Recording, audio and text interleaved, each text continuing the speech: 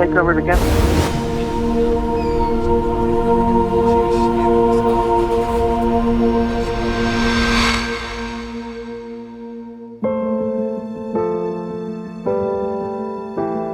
This is a question I've been asked repeatedly by clients over the last few years, usually right before we kick off a meeting. Over time, I realized that the purpose of the question was to spend a few minutes complaining about Kuwait before we get down to work matters. Believe it or not, it's the new icebreaker in C-suites. Yes, complaining about Kuwait is now an icebreaker. It is also a question that I have continued to dodge because I refuse to assume the role of another disgruntled citizen of a country that seems to have two natural resources: oil and endless reserves of complainers. Why? Because there is much more to us, as there is much more to anyone and everyone. So, what do I see? I'll tell you what I see. I see a home to about 1.2 million Kuwaitis and 2 million expatriates. I see a place, globally known for its oil, regionally known for its relative freedom, and locally valued for its small-town atmosphere.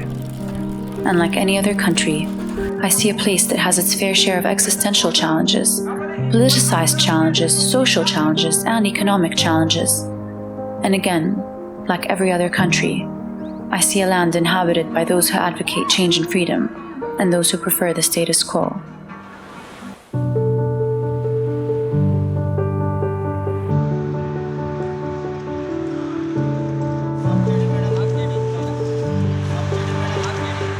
We are a diverse country, even beyond our points of origins, and I'm aware that you might not agree. Why would you? After all, it's a country where men dress in white for 9 months of the year, and women look like they just came out of the same assembly line in Paris or Milan. But if you take the time to have a second look, a deeper look, a closer look, you will see what I see.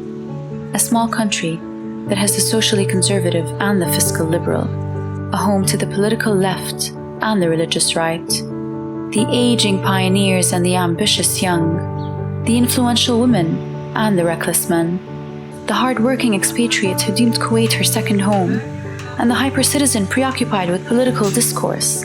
Yes, indeed, we're a diverse country, diverse in nationality, diverse in values, diverse in thinking, and diverse in our aspirations as well. I do see people who are too apathetic to lift a finger. I also see people rallying themselves against all odds to become better and make things happen for them and their families, despite the shortcomings of the political environment.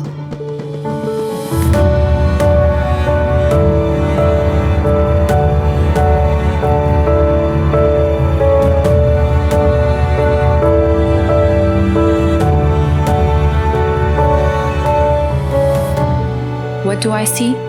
I see apathy, depression, and determination equally among the affluent and the less affluent, the Kuwaitis and the expatriates, the young and the old. It is a puzzle. It's a conundrum. It is a challenge that I see. I also see solutions and opportunities everywhere in this place I call home. And quite frankly, I like what I see.